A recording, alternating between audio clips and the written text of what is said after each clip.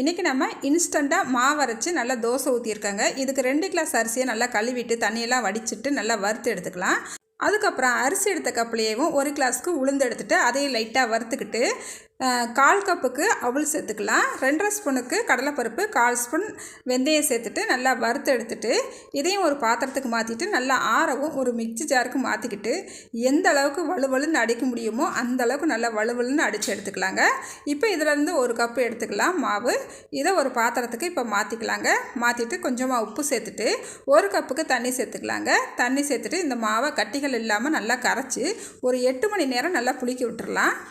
இப்போ பாருங்கள், நல்லா மாவு நல்லா புளிச்சு புஷ்ஷுன்னு நல்லா மேலே வரைக்கும் வந்திருக்கு பாருங்கள். இப்போ இதை நல்லா கரைச்சி விட்டுட்டு தேவைப்பட்டால் தண்ணி சேர்த்துக்குங்க. இப்போ ஒரு தோசைக்கல்லில் நம்ம தோசை ஊற்றி எடுத்துக்கலாங்க. நான் இன்றைக்கி மசாலா தோசை தாங்க ஊற்றிருக்கிறேன். சும்மா மொறுன்னு ஹோட்டலில் சாப்பிட்றது போல் இருக்குங்க. இந்த மாதிரி மாவு அரைச்சி வச்சுக்கிட்டோம்னா நம்ம அதுக்கு தேவைப்படும் போதெல்லாம் கரைச்சி தோசை ஊற்றிக்கலாங்க.